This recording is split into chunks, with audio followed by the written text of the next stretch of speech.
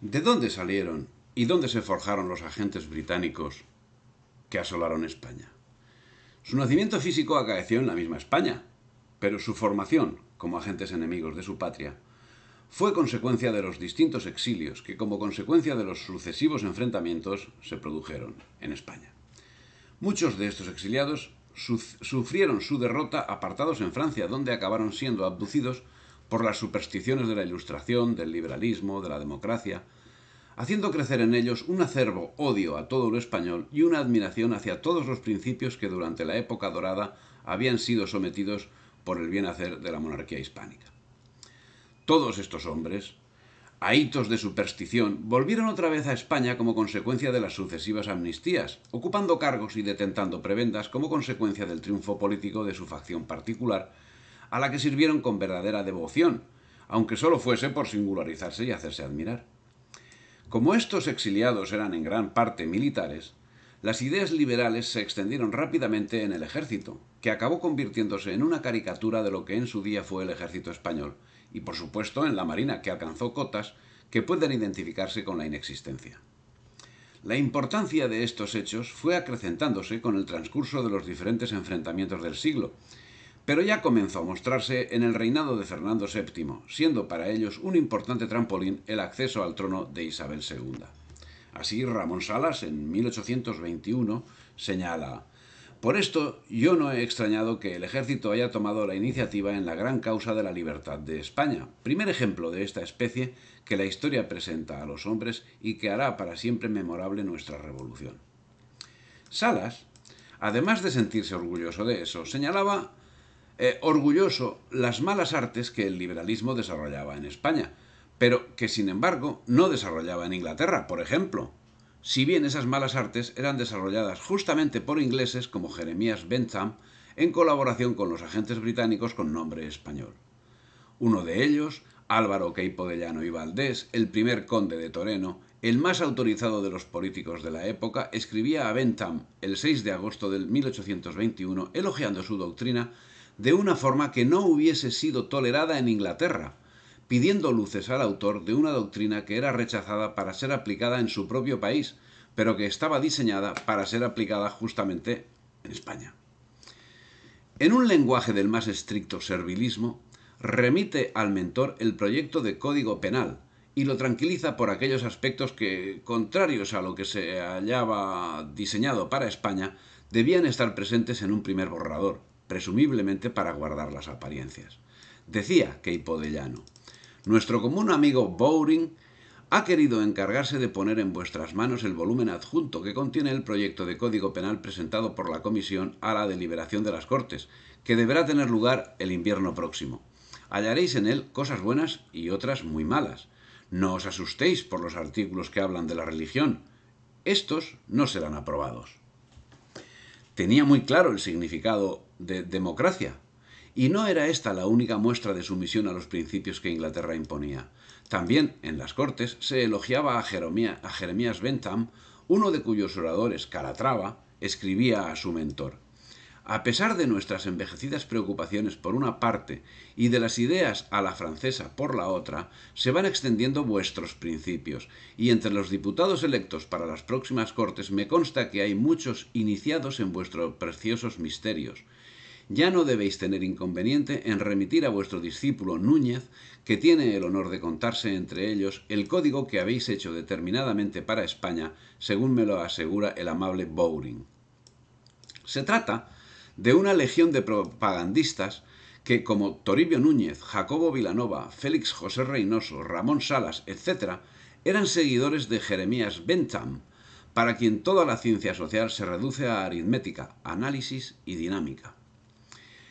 Esa legión estaba extendida también en Cuba, donde Tomás Gener Bohigas, diputado que fue por Cuba en las Cortes del 22 y 23, fue exiliado a los Estados Unidos cuando Fernando VII reinstauró el absolutismo, volviendo en el 35 al amparo de la amnistía decretada por María Cristina. Fue en este momento cuando empezó una especie de apostolado en favor de la anexión a los Estados Unidos, ejerciendo una labor esencial en la difusión de principios antiespañoles en las escuelas. Y es que los gobiernos entregaron la enseñanza, tanto la universitaria como la media, a un profesorado previamente abducido por esos principios liberales que resultaban ideales para combatir el ser y la esencia patria. Esos profesores desarrollaron las ideas liberales como más convenía a sus mentores, centrándolas en la creación de un sentimiento antiespañol. Así lo denunciaba el Diario de Barcelona, una persona que había regresado de las Antillas. Lejos de enseñársele que es español, se le pinta a los españoles como advenedizos que vienen a oprimirle, suplantarle y desheredarle. El niño crece oyendo motes groseros contra sus compatriotas europeos y canarios y recibiendo pérfidos consejos y más pérfida instrucción de historia patria y americana. El odio, la antipatía y cuando menos el recelo se arraigan en su corazón de niño, y cuando es adulto, hombre, si su carrera, su trato, sus viajes, sus negocios y su clara razón no destruyen aquella noción errada de su ciudadanía, vive, envejece y muere creyendo no tener más patria que su provincia y por lo tanto sin amor a sus parientes peninsulares, sus padres inclusive. He oído recientemente un diálogo entre dos inocentes niñas. Dime, ¿de dónde es tu padre? ¿Mi padre? Ah, me da vergüenza decirlo. ¿Vergüenza? ¿Por qué? Porque me da vergüenza. ¿Pero qué vergüenza puede darte que tu padre naciese aquí o allá? Es que mi padre es gallego. A mucha honra deberías tenerlo. La interpelante era una galleguita y desde entonces quedó reñida con su amiga. Ejemplos de esta clase se presentan aquí a cada paso. Eso estaba escrito en 1895. Y tan en contra de los intereses de la patria había llevado la deriva de la educación que en la Universidad de La Habana se llegó a dar el primer paso, necesario e imprescindible para lavar el cerebro: la eliminación de la asignatura de Historia de España. Nadie estudiaba historia y, consecuentemente, aquellos estudiantes acabarían siendo los primeros militantes del movimiento separatista. No es, por tanto, de extrañar que cuando estalló en Baire la insurrección, el 23 de febrero del 95, el personal de la universidad y de los institutos, así como algunos catedráticos, se fueran a la manigua con los insurrectos y otros a conspirar desde el extranjero. Estos hechos puntuales, sí, son del 95, pero 24 años antes, en la Gaceta de La Habana de 15 de septiembre del 71, se hablaba ya, en el preámbulo de una reforma en la enseñanza, de la urgente necesidad de proveer con maestros españoles las muchas vacantes que han dejado los que, después de sembrar en el corazón de la niñez los odios a España, se han dirigido a empuñar las armas contra la generosa nación que los honró con su confianza o a conspirar contra la vida de sus hijos leales. Excusado es hacer constar que en la última guerra ni siquiera se trató de repetir las disposiciones que en la primera se tomaron. No obstante, el caballo de batalla de los separatistas era que las administraciones públicas estaban copadas por peninsulares. Al respecto, hay que señalar que en la larga lista de empleados de la administración civil ultramarina figuraban buen número de cubanos: los Acosta, Montalvo, Azcárate, Vicent, Quindelán, Freire, Elisátegui, Echevarría, Justiz, Saladrigas, O'Farrill, Bolívar, Rosillo, Valdés, Mallí, Armas, Betancur, Bernal, Balboa, Cadaval, Diago, Chacón, Beltrán, Insúa, Coali, Barona y 100 más. La relación sería interminable. Solo en el Cuerpo de Comunicaciones de Cuba hay más de 100 funcionarios cubanos, es a saber, la mitad o algo más de la mitad. La enseñanza puede decirse que está por ellos monopolizada. El rector de la Universidad de La Habana, don Joaquín Lastres, es cubano. Lo son el vicerrector, don José María Carbonell, el secretario general, don Juan Gómez de la Maza y Tejada, los decanos de todas las facultades, don José Castellanos y Arango, de Filosofía y Letras, don Manuel Cañizares Venegas, de Ciencias, don Leopoldo Berrier y Fernández, de Derecho, don Federico Orsman y Cantos, de Medicina, don Carlos Donoso y Lardier, de Farmacia, y el director del Jardín Botánico, don Manuel Gómez, resultando que de 80 catedráticos son cubanos 60. En la escuela profesional lo es el director don Bruno García Aillón, siendo también los 8 profesores que desempeñan todas las clases de la misma. En la de pintura y escultura no hay más que un peninsular de 3 maestros que la regentan. El director es cubano. Los institutos de segunda enseñanza de Matanzas, Santa Clara y Puerto Príncipe están dirigidos igualmente por hijos del país. Don Eduardo Díaz y Martínez, don Alejandro Muxó y Pablos, y don Agustín Betancourt y Ronquillo, respectivamente. Y en el cuadro general de este profesorado aparecen 35 catedráticos cubanos de 55. Y en los demás aspectos de la administración sucedía algo similar. El separatismo creció y se propagó libremente, y mientras para los separatistas se tenía en Cuba todo género de consideraciones, los balcones de la Capitanía General se cerraban cuando pasaba ante ellos una manifestación de patriotas. La gran verdad es que la relación sería interminable, pero como hemos señalado, era la enseñanza la que estaba copada no por los cubanos, sino por los separatistas. Pero nada se hizo al respecto, y nada había de extraño cuando a sus espaldas llevaban ya 60 años conspirando con la complacencia de las autoridades civiles y militares. Ya en el 35, el procurador a Cortes, Juan Montalvo y Castillo, conde de Casa Montalvo, que ostentaba la Gran Cruz de Isabel la Católica, había dirigido al pueblo habanero una proclama al partir para Madrid, alimentando esperanzas subversivas, sin que nadie le pusiese la mínima cortapisa. Era el agente de los partidarios del separatismo. Y la actuación de todos ellos se encontraba perfectamente coordinada desde incluso antes de esa fecha. Así, Rafael de Riego, muerto en el 23, había hecho grandes elogios de José Reynoso, autor de la obra Examen de los delitos de infidelidad a la patria, dentro de la coreografía orquestada por los seguidores de la doctrina de Bentham, que apadrinaron al autor en su candidatura para diputado. Y en el 23, una conspiración encabezada por José Francisco Lemus fue descubierta por el gobernador militar Dionisio Vives, masón, que mandó a prisión a los principales implicados, pero que puso en libertad al también masón puertorriqueño Antonio Valero de Bernabé, quien acto seguido se unió al Estado Mayor de Simón Bolívar. Las conspiraciones se sucedían, y en el 44 O'Donnell se encargó de sofocar la que fue conocida como Conspiración de la Escalera, cuyos miembros mayoritariamente eran negros libres. Mientras tanto, Estados Unidos llevaba a cabo su labor de instigación dando amparo de todo tipo a quienes debían laborar por sus intereses. Así, posibilitaron la constitución del Consejo Cubano en Nueva York, al frente del cual pusieron a Narciso López y a Salvador Cisneros Betancourt, poniendo las bases para la consecución del objetivo largamente pretendido, cual era la anexión de Cuba por parte de los Estados Unidos. Narciso López era un militar y político criollo venezolano en principio leal a España, con cuyas tropas combatió a los separatistas de Venezuela, tras lo cual fue destinado a La Habana. También participó del lado liberal en las denominadas guerras carlistas. Pasó todo el año 24 en la península y en el 27 volvió otra vez a la península, donde participó como coronel isabelino en la primera guerra carlista, siendo ascendido a general de brigada el 7 de junio del 34 y a mariscal de campo el 10 de julio del 38. Volvió a Cuba en el 40 cuando Jerónimo Valdés era destinado como capitán general y desempeñó diversos cargos hasta que bajo el mandato de O'Donnell en el 43 se retiró y comenzó a conspirar cuando fracasó en el desarrollo de diversos negocios que no le fueron rentables. Acabó en bancarrota y se marchó a los Estados Unidos, donde comenzó a conspirar contra España. En el 47 organizó la conspiración para la anexión a los Estados Unidos, conocida como la Mina de la Rosa Cubana. En el 48 fue descubierta la conspiración, pero el capitán general Federico Roncalli Ceruti alertó a López y le facilitó la huida a Nueva York. Ya en los Estados Unidos, y contando con una importante financiación, convino con el general Ward mediante el pago de 3 millones de pesos la invasión de Cuba, lo que no pudo llevarse a efecto por fallecimiento del militar usense. Entre julio y agosto del 49, López organizó una invasión a Cuba que salió de Rhode Island, Nueva Orleans, compuesta por veteranos norteamericanos de la guerra contra México, a los que se les había ofrecido $1.000 y 64 hectáreas de Cuba. A primeros del 50, Narciso López organizó una flota con la intención de invadir Cuba, a cuyos miembros llamó soldados de la expedición de Cuba y a la que se dirigía en inglés, ya que la práctica totalidad de los filibusteros eran usenses.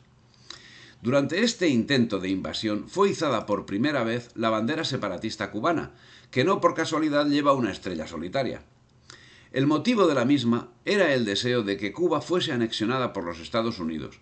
El creador de la misma no fue otro que Narciso López. La intentona tuvo lugar el 19 de mayo del 50 y contó con el apoyo de los Estados Unidos.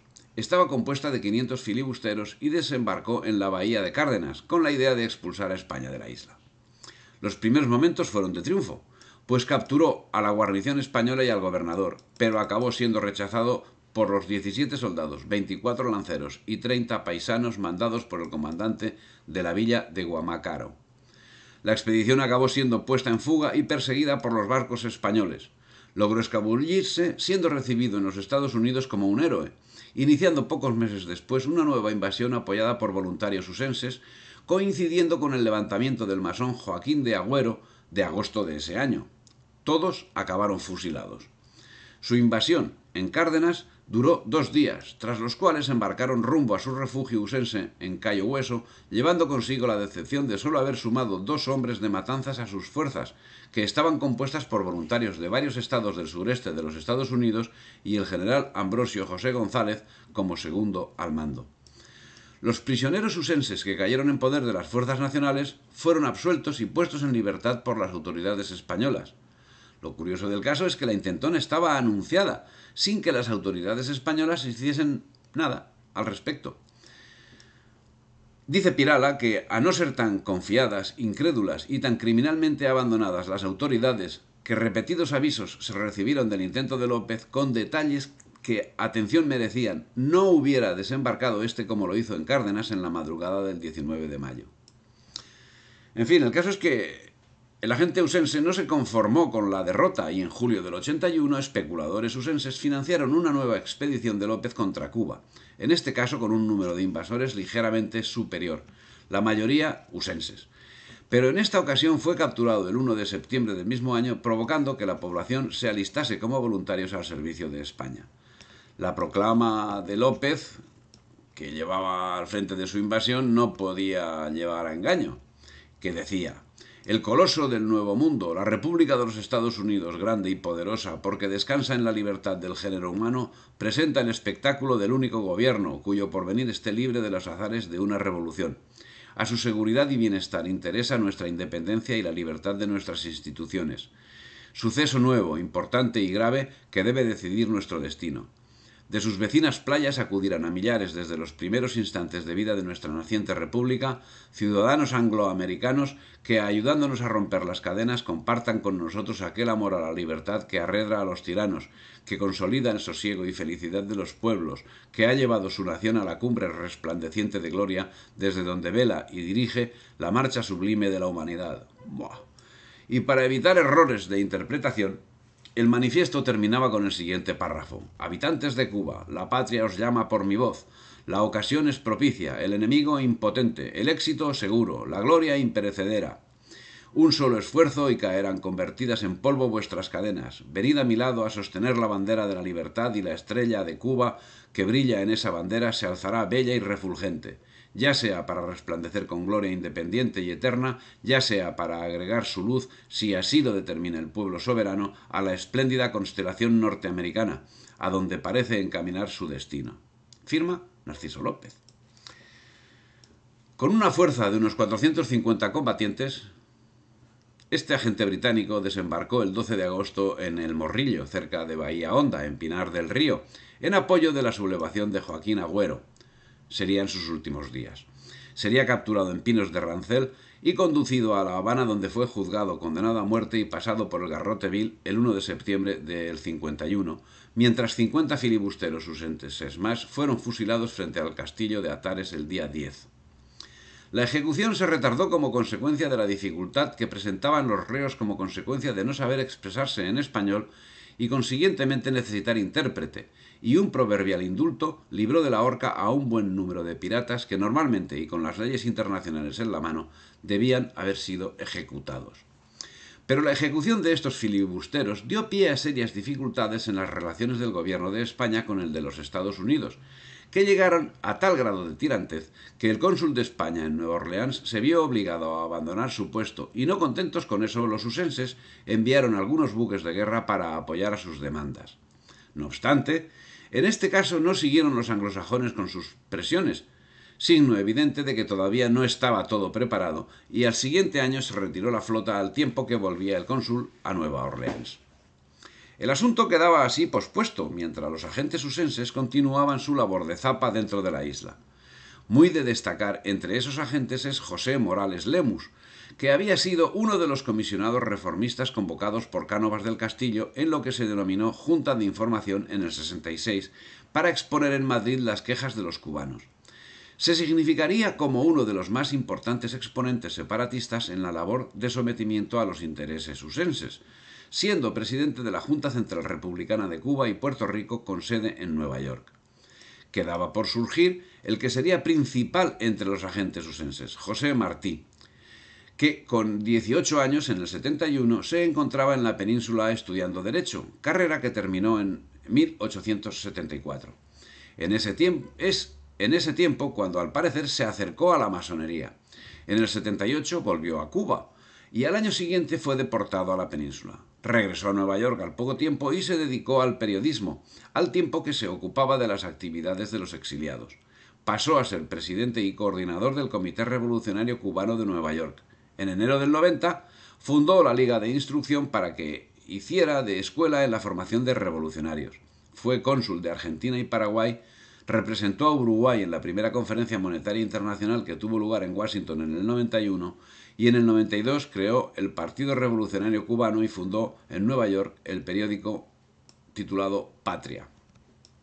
Del análisis de estos asuntos podemos inferir la tolerancia y el fomento de las sublevaciones por parte de los Estados Unidos, pues resulta de todo punto inconcebible que sin un consentimiento tácito de un gobierno fuerte como el de los Estados Unidos salieran impunemente de uno de sus puertos más concurridos expediciones armadas con destino a socavar la autoridad de un país amigo. Pero resulta evidente que el fomento de las revoluciones, Estados Unidos aseguraba su intervención. No obstante, eso era lo más grave para España. Eso no era lo más grave para España. Podremos pensar, a pesar de lo señalado, a pesar de las actuaciones llevadas a cabo desde primeros de siglo, que las autoridades nacionales no tenían conocimiento del asunto. Podemos pensar que eran unos inútiles, que algo hay a tenor de lo que nos cuenta Damián Isern, pero no unos pérfidos. Sin embargo, parece que había más de lo segundo, pues, aunque tarde, se enteraron de la situación con tiempo sobrado para resolverla, y no hicieron nada por corregirla. La voz de los peninsulares, que una y otra vez protestaba contra estado de cosas tan vergonzoso, se oyó muchas veces en el Ministerio de Ultramar, pero fue siempre la voz del que clama en el desierto. Ministro hubo que llevaba algunos meses de serlo y apenas tenía noticia de que hubiera institutos de segunda enseñanza en Cuba, y no volvía de su asombro cuando una comisión que le visitó tuvo que hablarle de irregularidades cometidas en la provisión de cátedras del doctorado de la Universidad de la capital. Y su asombro nacía, según averiguaron los presentes, de que ignoraba que existieran tales enseñanzas en la Universidad de La Habana.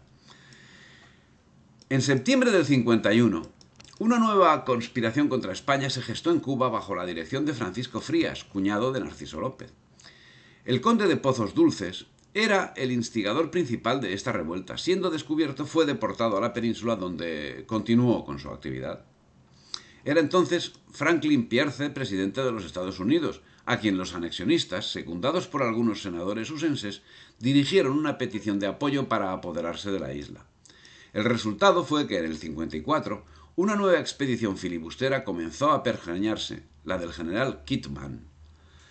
Como respuesta, el capitán general Juan de la Pezuela administró unas medidas ejemplares. El 22 de marzo del 54 amnistió a todo el que hubiese tomado parte en las conspiraciones, rebeliones o invasiones.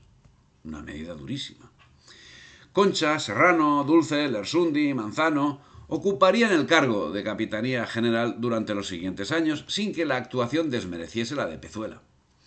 El 30 de noviembre del 66 era tal la situación que el general Manzano escribía al ministro: «Imposible es, excelentísimo señor, al hablar de una conspiración cuya dirección principal y activa está en los Estados Unidos, de donde habrán también de salir las expediciones filibusteras, como ha sucedido en otras épocas. Dejar de preguntar cuál será la actitud probable de aquella vecina república en el caso de realizarse los planes que motivan esta comunicación. Pero nada más se hacía al respecto, salvo preguntarse cuál sería el siguiente paso, fácil de prever gracias a los constantes avisos que no podían pasar desapercibidos ni a Manzano ni al gobierno, que 2 meses y medio antes de esa comunicación de Manzano tuvieron noticia de la proclama antiespañola emitida en Nueva York.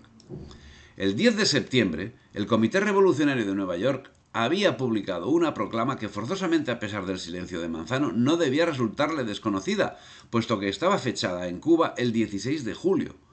La misma, de claro matiz separatista, terminaba con estas palabras: «Viva Cuba libre, viva Puerto Rico libre y muera España para siempre en América». Todo parecía acelerarse en previsión de una situación, la de la gloriosa del 68, de la que, si bien no podía entreverse el cómo y el cuándo, era manifiesto que todos estaban laborando para que se produjese. El momento, como es lógico vislumbrar, sería septiembre del 68. Hasta entonces, la actuación estaría encaminada a tomar posiciones para actuar, por lo que a mediados de diciembre del 67 se reunieron en Nueva York los miembros de la Junta Separatista. Su objetivo, provocar un alzamiento para finales del año siguiente, curiosamente, cuando acabaría produciéndose la septembrina o la gloriosa en la península. Tal vez solo era una coincidencia casual de fechas con la actuación de Topete y Prim. Tal vez. Don Manuel Macías propuso dar principio a la revolución en Puerto Rico antes que a la de Cuba, y Domingo Goycochea ofreció un cargamento de armas que iba a recibir de los Estados Unidos. Según comunicaciones que se le oyeron, Miguel Aldana y Morales Lemus debían dar el grito en Cuba en septiembre o en los primeros días de octubre.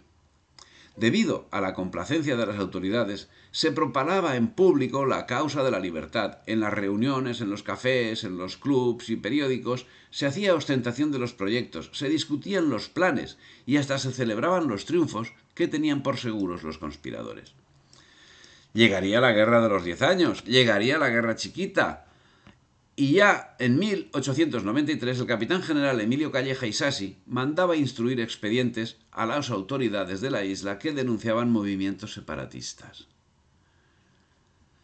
No es de extrañar que el general Calleja fuese tan bien recibido en los ambientes separatistas que los periódicos subvencionados por los usenses, que no tenían ninguna cortapisa para hacer proclamas separatistas, escribiesen de él semblanzas laudatorias. En contrapartida y con el inicio de la guerra, que acabaría en el 98, en febrero del 95 Calleja telegrafiaba a Madrid quitando toda importancia al asunto. A raíz del grito de Baire, la autoridad superior de aquella isla telegrafiaba casi a diario al gobierno, quitando toda importancia a la insurrección y diciéndole que no necesitaba ni una peseta ni un hombre más porque nada significaba lo ocurrido. Triste era que telegrafiase en tales términos el general Calleja, pero era peor que obrase en consecuencia. En efecto, dice un testigo presencial, el general no hacía nada por reprimir lo que en un principio pudo ahogarse con poco esfuerzo. En esta época puede decirse que no había enemigos de España en los Estados Unidos, ni había prensa filibustera en aquel país. Pero no lo sabía porque todos se habían instalado en La Habana y otras poblaciones de la isla.